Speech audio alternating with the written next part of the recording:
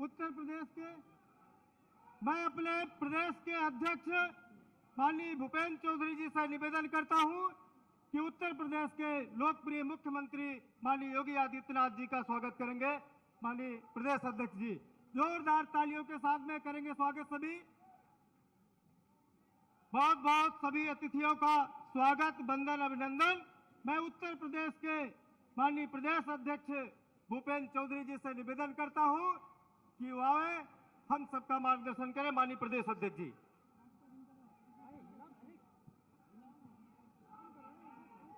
वीर सैनिकों की इस भूमि गाजीपुर पर मैं अपने राष्ट्रीय अध्यक्ष जी का इस कार्यक्रम में भारतीय जनता पार्टी उत्तर प्रदेश की ओर से स्वागत और अभिनंदन करता हूं। हमारे लिए सौभाग्य की बात है कि हमारे यशस्वी माननीय मुख्यमंत्री जी भी आज यहां उपस्थित हैं। मैं उनका भी स्वागत और अभिनंदन करता हूं। आज भारतीय जनता पार्टी के राष्ट्रीय अध्यक्ष जी को दोबारा संगठन की कमान मिलने के बाद उनका आज प्रथम गाजीपुर आगमन हुआ है। मैं सभी की ओर से, पूरे भारतीय जनता पार्टी उत्तर प्रदेश की और गाजीपुर के सभी अपने सम्मानित भाइयों बहनों की ओर से उनका स्वागत और अभिनंदन करता हूं। भाइयों बहनों, पिछले 8 साल से भारतीय जनता पार्टी को आपने केंद्र और प्रदेश में हमारी सरकार बनाकर जो एक आशीर्वाद भाजपा को दिया है, और भारतीय जनता पार्टी ने भी हमारे नेतृत्व में माननीय योगी जी के और माननीय मोदी जी के नेतृत्व में सरकारों ने आम जनता से जुड़े विषयों पर जो काम किया है, चाहे बिजली हो, पानी हो, सड़क हो, शिक्षा हो, स्वास्थ्य हो, और उत्तर प्रदेश और देश की बेहतरी के लिए हमारी सरकारें माननीय मोदी जी के नेतृत्व में काम कर रही हैं। ऐसा ही आशीर्वाद और स्नेह आप सबका मिलता रहे। मैं एक बार पुनः अपने राष्ट्रीय अध्यक्ष जी का, अपने माननीय मुख्यमंत्री जी का और सभी अपने कार्यकर्ता भाइयों बहनों की ओर से स्वागत और अभिनंदन करता हूं, और उनकी उपस्थिति के लिए मैं बहुत आभारी हूं। और हमारे लिए गर्व का क्षण है कि आज माननीय राष्ट्रीय अध्यक्ष जी की उपस्थिति हम सब लोगों के बीच में है। मैं एक बार पुनः उत्तर प्रदेश की धरती पर सभी अपने भारतीय जनता पार्टी के कार्यकर्ताओं की ओर से माननीय राष्ट्रीय अध्यक्ष जी का स्वागत करता हूं। बहुत बहुत धन्यवाद। बहुत बहुत धन्यवाद माननीय प्रदेश अध्यक्ष जी। हमारे सभी जनप्रतिनिधि माननीय राष्ट्रीय अध्यक्ष जी का, मुख्यमंत्री जी का, माननीय प्रदेश अध्यक्ष जी का बड़ी माला के साथ में एक बार स्वागत करेंगे। सभी जनप्रतिनिधि बड़ी माला से स्वागत करेंगे। बोले भारत माता की, भारतीय जनता पार्टी जिंदाबाद, भारतीय जनता पार्टी जिंदाबाद, भारत माता की, भारत माता की। अब मैं उत्तर प्रदेश के लोकप्रिय मुख्यमंत्री माननीय योगी आदित्यनाथ जी से निवेदन करता हूं कि विशाल जनसभा को संबोधन करें। माननीय मुख्यमंत्री जी योगी जी।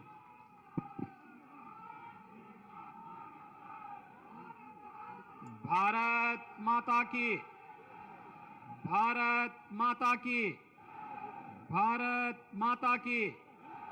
वंदे वंदे वंदे। भारतीय जनता पार्टी के राष्ट्रीय अध्यक्ष माननीय श्री जगत प्रकाश नड्डा जी, भारतीय जनता पार्टी के प्रदेश के अध्यक्ष माननीय चौधरी भूपेंद्र सिंह जी, प्रदेश संगठन महामंत्री सम्मान्य श्री धर्मपाल जी, केंद्रीय मंत्री माननीय श्रीमती अन्नपूर्णा देवी जी, प्रदेश के सह प्रभारी सम्मान्य श्री सुनील ओझा जी, प्रदेश के महामंत्री और काशी क्षेत्र के प्रभारी माननीय सांसद श्री सुब्रत पाठक जी, प्रदेश महामंत्री श्री अमरपाल मौर्य जी, प्रदेश उपाध्यक्ष श्रीमती कमलावती सिंह जी, प्रदेश सरकार के मंत्री श्री दयाशंकर सिंह जी, लोकप्रिय सांसद श्री वीरेंद्र सिंह मस्त जी, लोकप्रिय सांसद श्री दिनेश लाल यादव निरोहुआ जी, विधान परिषद सदस्य श्री विशाल सिंह चंचल जी, जिला पंचायत अध्यक्ष श्रीमती सपना सिंह जी, जिला अध्यक्ष भानु प्रताप सिंह जी,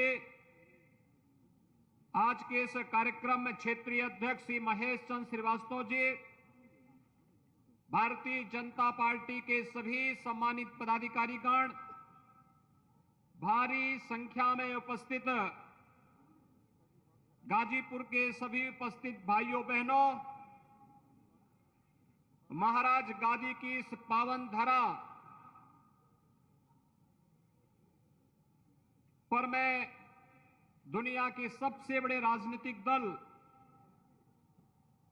भारतीय जनता पार्टी के राष्ट्रीय अध्यक्ष माननीय श्री जगत प्रकाश नड्डा जी का आप सभी गाजीपुर वासियों की ओर से हृदय से स्वागत करता हूं, अभिनंदन करता हूं। भाइयों बहनों, भारतीय जनता पार्टी के राष्ट्रीय अध्यक्ष के रूप में आदरणीय प्रधानमंत्री जी के मार्गदर्शन में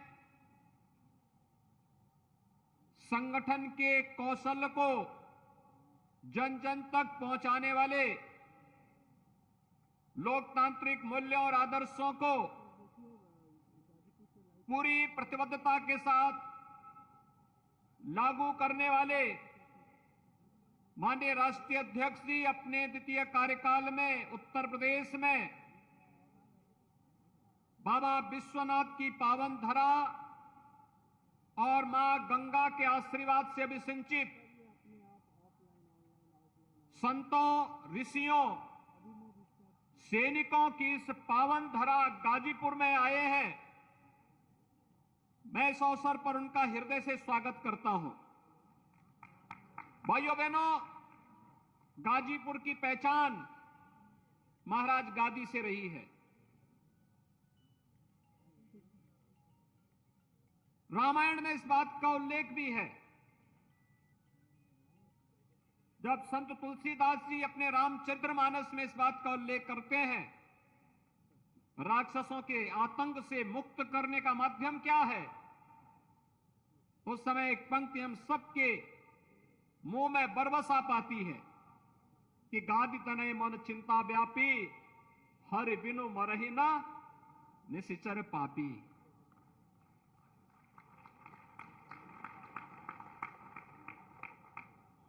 ये माफिया, ये अपराधी, ये आतंकी बिना प्रभु की कृपा से मरेंगे नहीं। और यह बात अगर किसी एक ऋषि के मन में सबसे पहले आई थी तो इसी धरा से थे, इसी धरा से उनका संबंध था महर्षि विश्वामित्र का। विश्वामित्र से जुड़ी भी इस पावन धरा, और इसीलिए तो आदरणीय प्रधानमंत्री जी के अनुकंपा से और जब राष्ट्रीय अध्यक्ष जी केंद्रीय स्वास्थ्य मंत्री थे, तब जो मेडिकल कॉलेज इस धरती को मिला था, उस मेडिकल कॉलेज का नामकरण भी हम लोगों ने महर्षि विश्वामित्र के नाम पर ही रखा।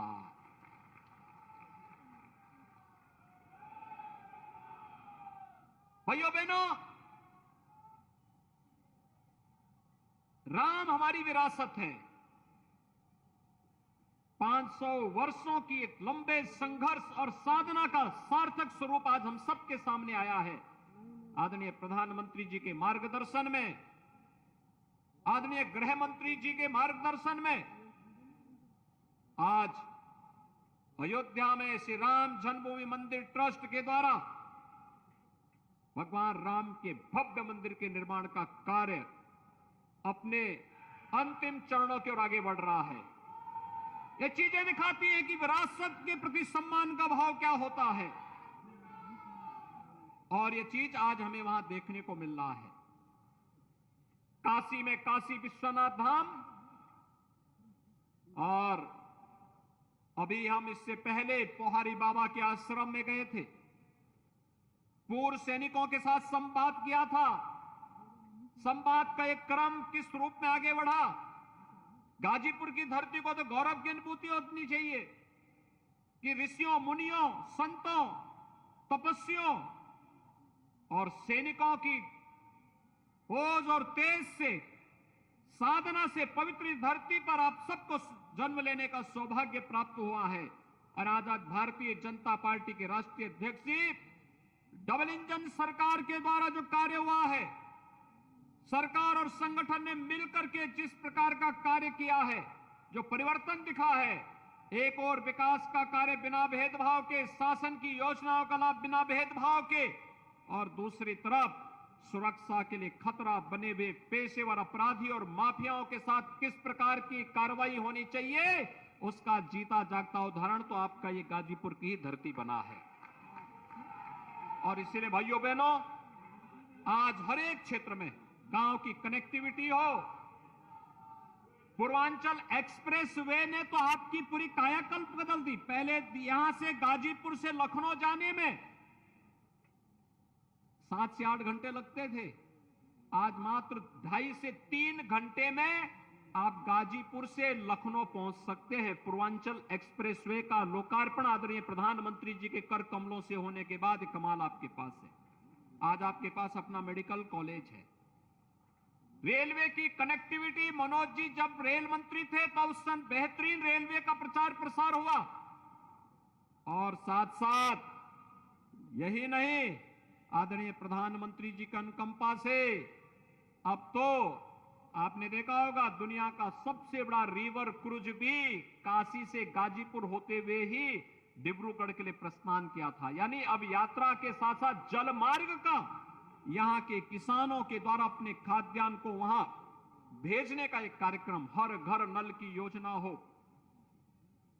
हर गरीब के घर में अपना आवास हो, हर गरीब के घर में बिजली चमकती हुई दिखाई दे, ये विकास, लोक कल्याण और सुरक्षा का बेहतरीन माहौल, ये केवल और केवल मोदी जी के कारण ही संभव हो पाया है।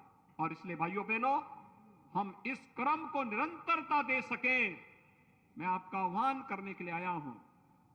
जाति, मत और मजहब की राजनीति कभी किसी का कल्याण नहीं कर सकती। इसी ने उत्तर प्रदेश के विकास में सबसे बड़ा बैरियर था, और इस बैरियर को उत्तर प्रदेश की जनता ने समझा। प्रधानमंत्री जी के आह्वान पर उत्तर प्रदेश ने जब अंगड़ाई ली, बैरियर को हटाया, और आज मैं गाजीपुर की जनता का आह्वान करने के लिए आया हूं।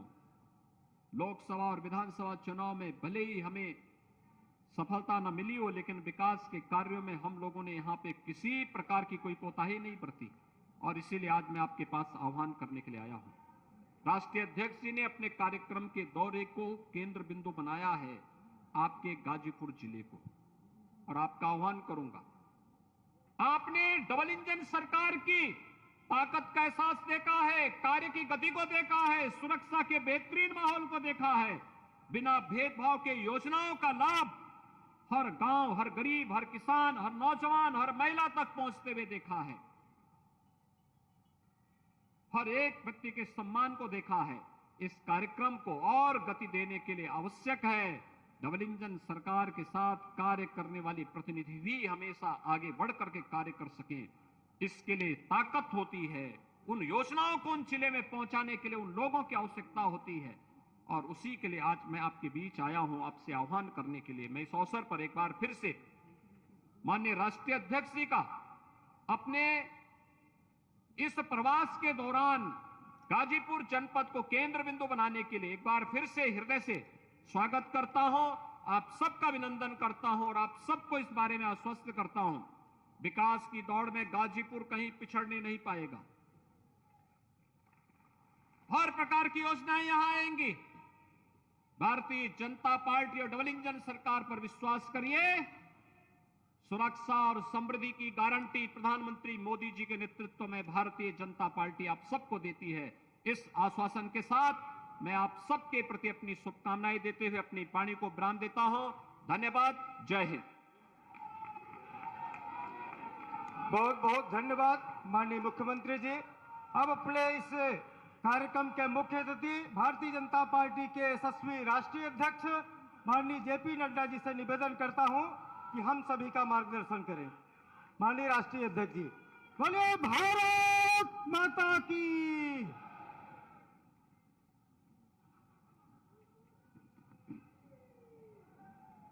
बोलिए भारत माता की, भारत माता की, भारत माता की।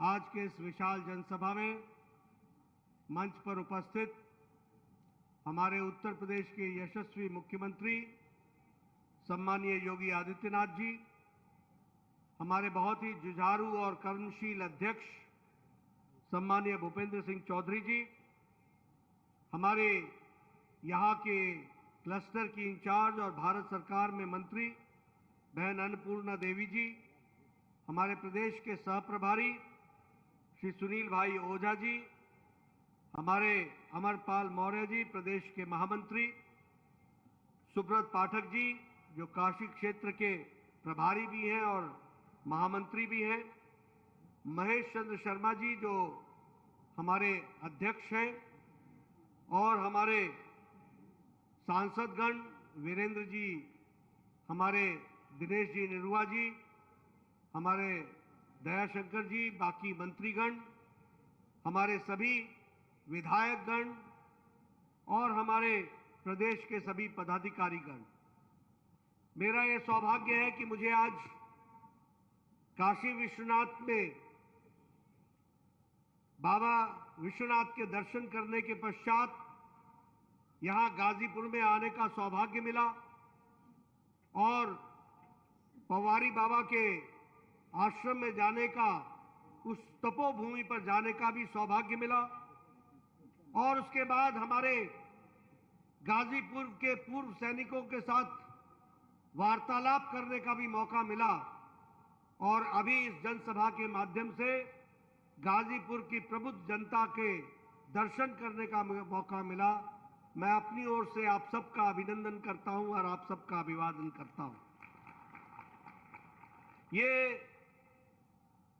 बाबा अमरनाथ की मंदिर, हनुमान का मंदिर, पूज्य साधु संतों की ये तपोस्थली, ऐसी तपोस्थली को जहां मैं नमन करता हूं, वहीं भारत के परमवीर चक्र हमारे अब्दुल हमीद को भी याद करते हुए सभी स्वतंत्रता सेनानियों को भी मैं यहां याद करता हूं, और महाराजा सुहेल देव जी को भी याद करते हुए अपनी बात को प्रारंभ करता हूं। मैं जब आज आ रहा था तो मैं देख रहा था कि गाजीपुर कितना बदल चुका है। मैं देख रहा था कि काशी से गाजीपुर आने का मतलब होता था घंटों लग जाते थे। आज जब मैं गाजीपुर पहुंचने की बात कर रहा था, मैं साथियों से पूछ रहा था, मैं हेलीकॉप्टर पे भी देख रहा था कि कितने विकास के कार्य हो रहे हैं, लेकिन अब हमारे साथी बताते हैं कि काशी नजदीक हो गई है और 1.5 घंटे के अंदर हम यहां गाजीपुर पहुंच जाते हैं। यह परिस्थिति आकर के खड़ी हुई है। यह कैसे हुआ है? यह इसलिए हुआ है कि आपने अपनी ताकत का सही उपयोग किया। मित्रों, प्रजातंत्र में अपने मतों का, अधिकार का सही प्रयोग बहुत महत्वपूर्ण उपकरण है। गलत जगह अगर बटन दब जाए तो माफिया राज आ जाता है, सही जगह बटन दब जाए तो मेडिकल कॉलेज आ जाता है। इस बात को भी हमको ध्यान में रखना चाहिए। और आज 4 लेन की वाराणसी गाजीपुर हाईवे और उसी तरीके से विकास के नए नए आयाम, ये सब इसलिए संभव हुए हैं कि आपने दिल्ली के लिए भी, मोदी जी के लिए भी आपने सही बटन दबाया और योगी जी के लिए भी आपने समय पर सही बटन दबाया, डबल इंजन की सरकार उत्तर प्रदेश में खड़ी कर दी है। और इसलिए आज मैं कह सकता हूं कि गाजीपुर का विकास न कम से कम पीछे तो कभी हुआ नहीं, अनप्रेसिडेंटेड। और उसी तरीके से यहां माफिया राज को भी आपने नमस्कार किया, विकास को आगे बढ़ाया। आज मैं कहता हूं कि विकास का मतलब हीरा है, हीरा। हमसे लोग पूछते हैं हीरा क्या है, तो मैं सबको बोलता हूं हीरा मतलब एच मतलब हाईवेज, आई मतलब इंटरनेट, आर मतलब रेलवेज और ए मतलब एयरवेज। और इसके आगे और जोड़ लीजिए कि अब आपका वाटरवेज भी हो गया है और आपका गंगा विलास भी चल पड़ा है। यह विकास की नई कहानी कहता है।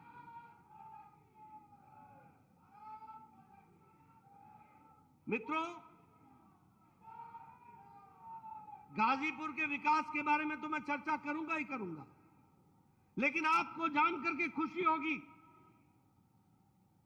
कि जिस ब्रिटेन ने हमको 200 साल तक राज किया, जिस ब्रिटानिया ने हमको 200 साल हम पर राज किया, इस आर्थिक मंदी में जब दुनिया गुजर रही है, जब अमेरिका और चाइना की अर्थव्यवस्थाएं लड़खड़ाती दिखती हैं, तो भारत ब्रिटानिया को पछाड़ करके दुनिया में 5वीं नंबर की अर्थव्यवस्था बन रहा है। यह भी हमको ध्यान में रखना है।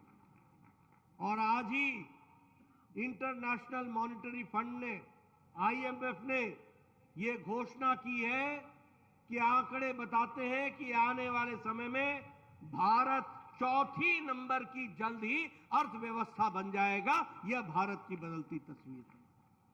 आप लोगों के हाथ में मोबाइल होगा।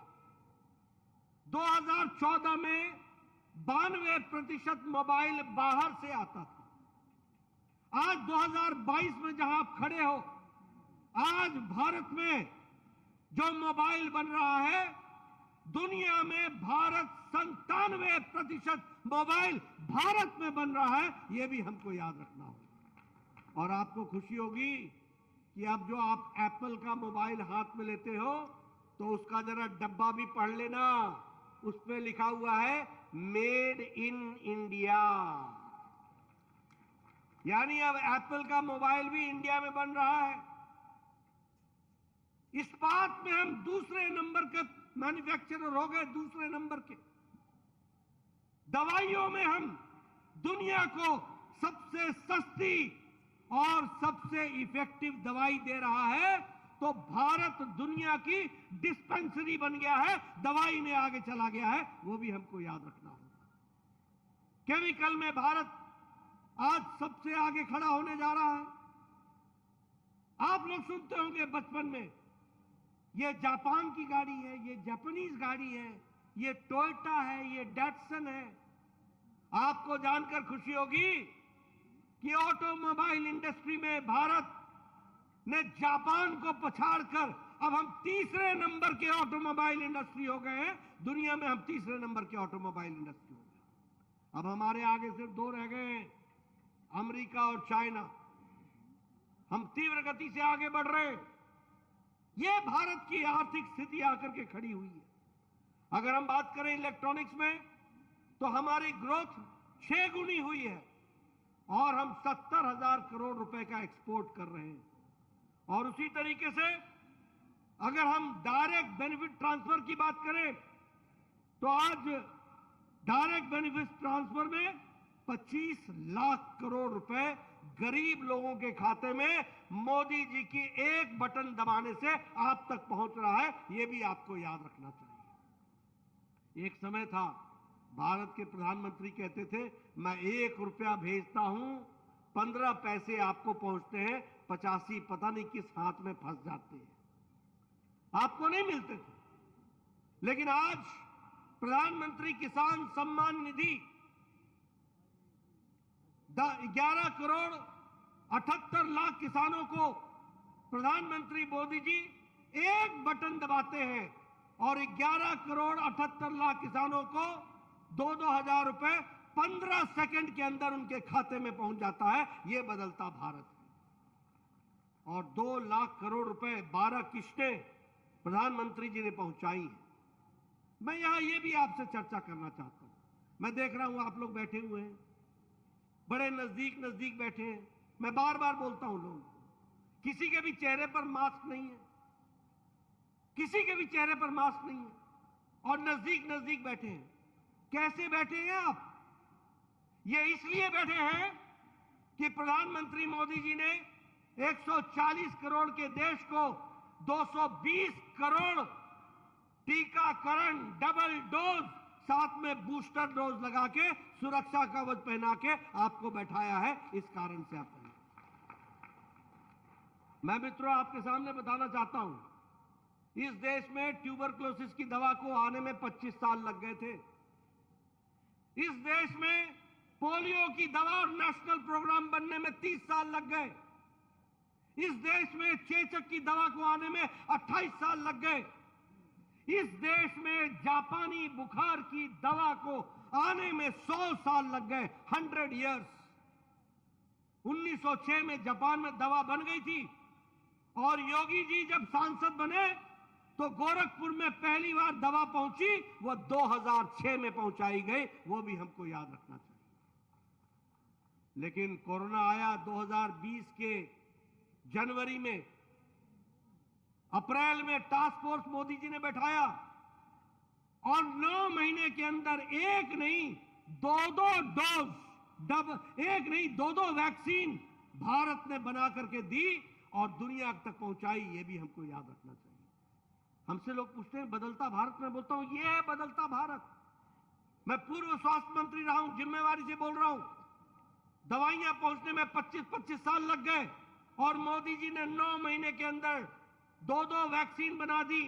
और आपको जानकर खुशी होगी कि अमेरिका में वैक्सीनेशन 76% हुआ है, यूरोप में वैक्सीनेशन 64% हुआ है, भारत में वैक्सीनेशन टीकाकरण 100% हो गया है, 100% हो गया है। यह भी हमको याद रखना चाहिए। यानी वर्ल्ड्स लार्जेस्ट, दुनिया का सबसे बड़ा vaccination programme and world's fastest, दुनिया का सबसे तीव्र गति से होने वाला वैक्सीनेशन प्रोग्राम है तो वो भारत में है। यह भी हमको याद रखना चाहिए। आज वैक्सीन हमने 100 देशों को पहुंचा दी है। मोदी जी ने 50 देशों को वैक्सीन टीका मुफ्त पहुंचाया है। यानी भारत अब लेने वाला भारत नहीं है, अब भारत देने वाला भारत हो गया है। यह भी हमको याद रखना चाहिए। मैं यूक्रेन के युद्ध की बात करता हूं। मुझे बताओ, आप कहते हैं ना ये उंगली में कितनी ताकत है। ये उंगली में ये ताकत है कि सही जगह बटन दबता है तो क्या होता है और गलत जगह दबता है तो क्या होता है। यूक्रेन की लड़ाई हुई, हमारे 32,000 बच्चे यूक्रेन में पढ़ रहे थे, 32,000।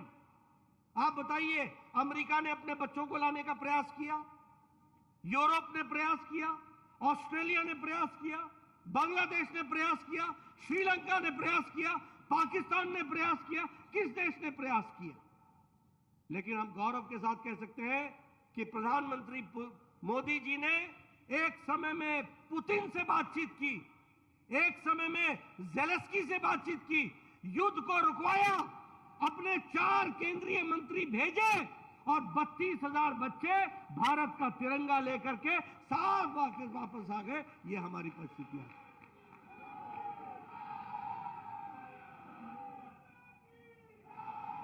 और आपको जानकर खुशी होगी कि दूसरे देश के बच्चे भी भारत का तिरंगा लेकर के वो भी तैर गए, वो भी कर गए।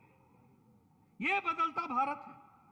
और उसी तरीके से मैं बात करूं उत्तर प्रदेश की, तो आज मुझे खुशी है कि चाहे हाईवेज हो, चाहे रेलवेज हो, चाहे इंटरनेट हो, चाहे विकास की दृष्टि से कार्य हो, चाहे निवेश की बात हो, उत्तर प्रदेश छलांग लगाता हुआ योगी जी के नेतृत्व में आगे बढ़ रहा है। इस बात को भी हमको समझना चाहिए।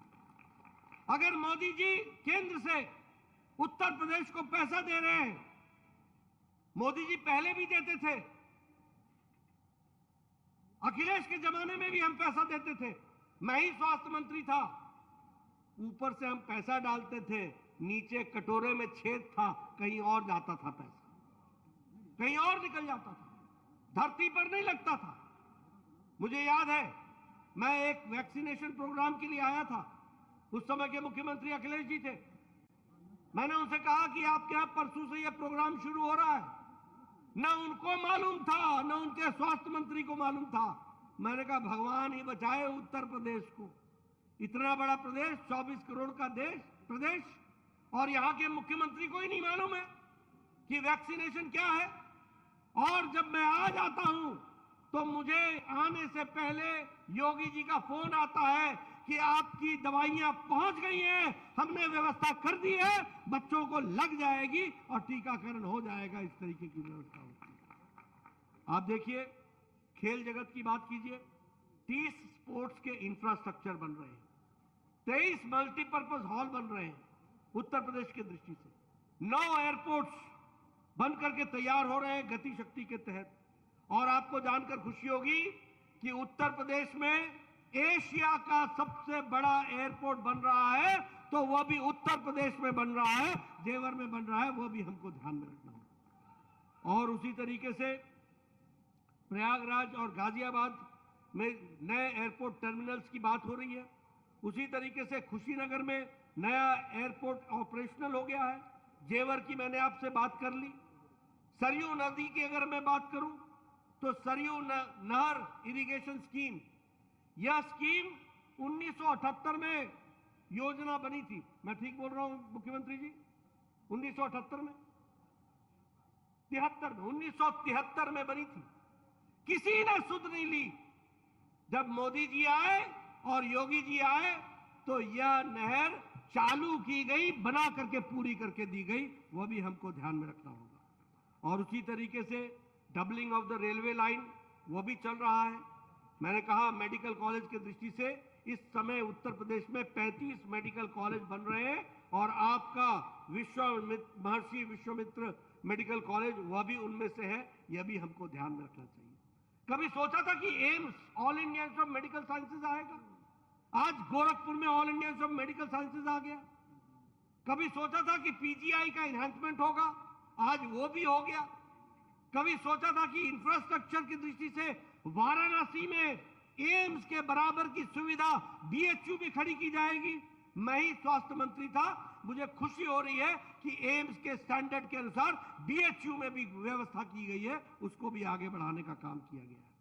अगर हम उत्तर प्रदेश के एक्सप्रेसवे की बात करें तो 13 एक्सप्रेसवे सिर्फ उत्तर प्रदेश में बन रहे, 13 एक ही प्रदेश में 13, और 3200 किलोमीटर उसमें पूरा हो रही है। उसी तरीके से अभी पूर्वांचल में 340 किलोमीटर का पूर्वांचल एक्सप्रेसवे बना। उसी तरीके से 296 किलोमीटर का बुंदेलखंड एक्सप्रेसवे बना। अभी दिल्ली मेट्रो एक्सप्रेसवे 96 किलोमीटर का वो भी बन रहा है। Gorakhpur link expressway, Ganga expressway, Lucknow Kanpur expressway, Ghaziabad Kanpur expressway, Gorakhpur Siliguri expressway, Delhi Saharanpur Dehradun expressway, Ghazipur Ballia और माझी ग्रेट एक्सप्रेसवे, ये सारे एक्सप्रेसवेज आज उत्तर प्रदेश में कहे जा रहे हैं। आप बताइए, आज से 10 साल पहले ऐसे कोई नेता किसी पार्टी का ऐसे एक्सप्रेसवे का नाम ले सकता था क्या? ले सकता था क्या? ले सकता था क्या? आज आप परिस्थिति, वो क्या नाम लेते थे उस समय? उस समय यही कहते थे कि यहां अपहरण हो गया, यहां गुंडागर्दी हो गई, यहां जमीन हथिया लिया गया। यही होता था कि नहीं होता था? आजकल इस माफिया का राज है, आजकल इस माफिया का राज है। ये विकास की कहानी, आम व्यक्तियों को राहत देने का काम, ये काम किया है तो भारतीय जनता पार्टी ने किया है। मोदी जी के नेतृत्व ने नई राजनीति को जन्म दिया है और योगी जी ने अक्षरशः उसको धरती पर लागू करने का काम किया है। इस बात को हमको समझना होगा। ये देश की परिस्थिति आकर के खड़ी हुई है। मैं बहुत सी बातें आपके साथ चर्चा कर सकता हूं जहां तक विकास की कहानी है, लेकिन हां, मैं एक बात आपको जरूर कहना चाहूंगा। आज यहां हमारे लोग गांव से आकर के बैठे हैं। आज गांव की तस्वीर भी बदली है। गरीब, गांव, वंचित, पीड़ित, शोषित, दलित, इनकी अगर किसी ने चिंता की है तो वह चिंता प्रधानमंत्री गरीब कल्याण अन्न योजना ने की है। आज 80 करोड़ की जनता को 5 किलो गेहूं या 5 किलो चावल, और उत्तर प्रदेश उसमें अपने तरफ से जोड़ करके आगे बढ़ा रहा है। गरीब को कभी भूखा न सोना पड़े, इसकी व्यवस्था की गई है। नतीजा क्या निकला है? नतीजा यह निकला है कि भारत की अति गरीबी अब 1% से भी कम रह गई है। यह इंटरनेशनल मॉनिटरी फंड बोलता है। उज्ज्वला योजना, उजाला योजना, सौभाग्य योजना, आपके उत्तर प्रदेश में मैं आया करता था, गांव में लाइट नहीं होती थी, लोग वो सोलर एनर्जी का बल्ब लेकर के मेरे आगे आगे चलते थे, लालटेन लेकर के चलते थे। आज आपके यहां 24x7 24 घंटे 12 महीने, बोलिए बिजली पहुंची है कि नहीं पहुंची है? पहुंची है कि नहीं पहुंची है? सबको बिजली मिल रही है कि नहीं मिल रही है? एक समय में बिजली मिलना मतलब होता था बहुत बड़ा सरकार का एहसान। सौभाग्य योजना, उजाला योजना, हर दृष्टि से विकास का काम हुआ है। अभी अगर मैं बात करूं हमारी बहनों के बारे में, मैं चर्चा करना चाहता हूं। 12 करोड़ इज्जत घर बनाए गए। 12 करोड़, 12 करोड़ का मतलब आप समझो। मुझे याद है संसद में डॉक्टर राम मनोहर लोहिया कहते थे, मुझे दुख होता है जब मेरी गाड़ी सड़क पर चलती है और बहनें झुंड बना करके अपने दैनिक नित्यक्रम के लिए सड़कों पर आती हैं तो मुझे शर्म आती है। 1966 में कहा राम मनोहर लोहिया ने, किसी ने सुध नहीं ली। और संख्या कितनी थी? 12 करोड़।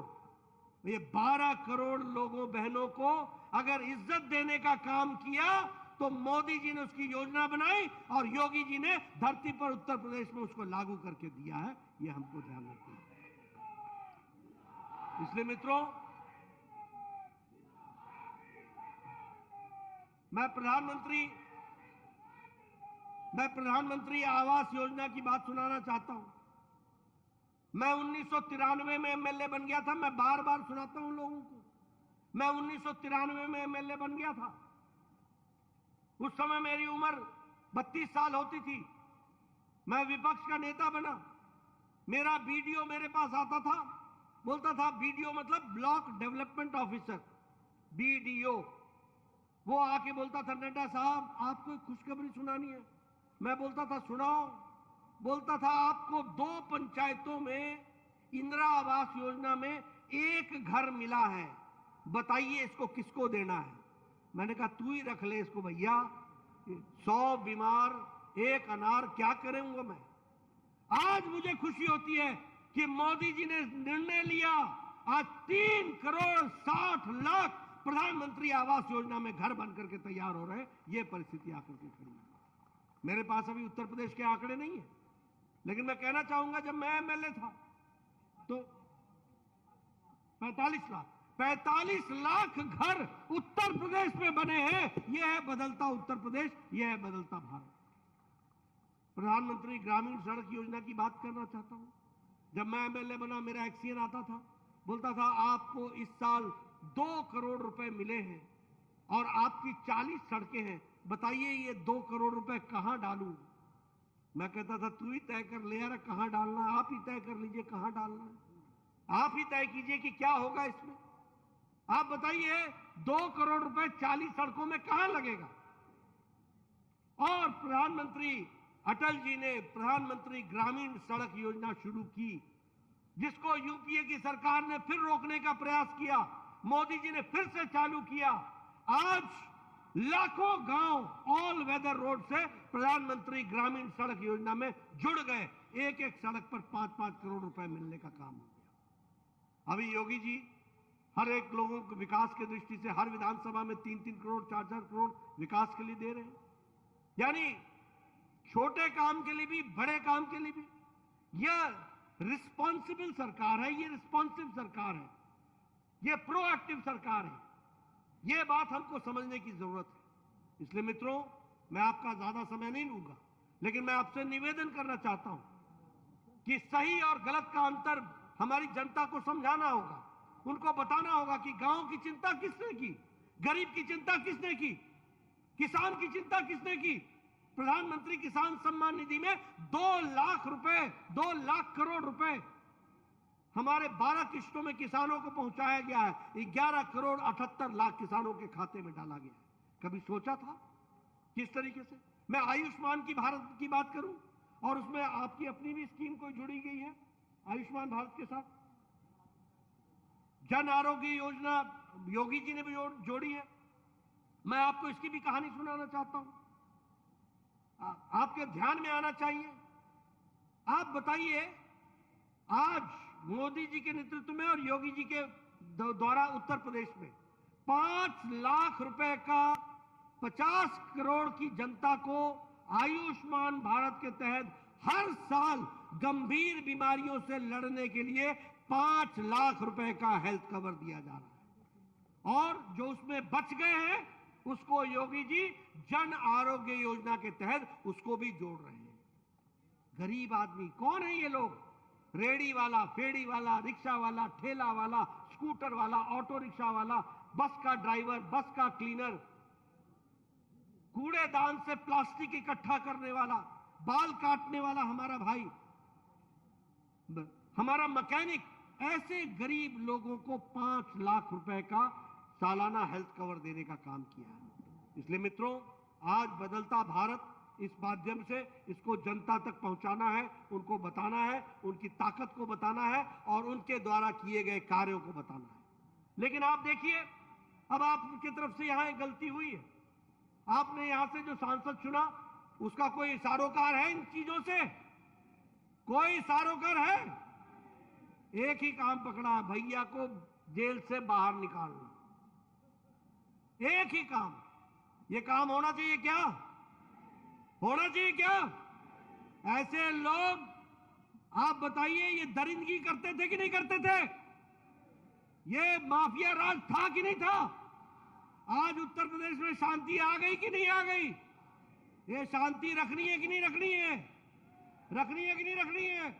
मैं पीछे से सुनना चाहता हूं, शांति रखनी है कि नहीं रखनी है? ऐसे लोगों को घर बैठाना है कि नहीं बैठाना है? ये सब कुछ करना है तो गाजीपुर में भी कमल खिलाना है, कमल खिलाना है, कमल खिलाना है। बोलिए, खिलाएंगे ना? खिलाएंगे ना? खिलाएंगे ना? आपको पानी की व्यवस्था सिंचाई के लिए चाहिए ना? आपको बिजली चाहिए ना? आपको मेडिकल कॉलेज चाहिए ना? आपको हाईवे चाहिए? आपको एयरपोर्ट चाहिए? आपको विकास चाहिए? आपको माफिया राज से छुट्टी होनी चाहिए हमेशा के लिए? ये सब होना चाहिए तो गाजीपुर में भी कमल खिलना चाहिए, कमल खिलना चाहिए, कमल खिलना चाहिए। बहुत बहुत धन्यवाद। बहुत बहुत धन्यवाद माननीय राष्ट्रीय अध्यक्ष जी। मैं सभी अतिथियों के धन्यवाद के लिए माननीय क्षेत्रीय अध्यक्ष जी को निवेदन करता हूं। सभी का धन्यवाद। बोलिए भारत माता की, भारत माता की।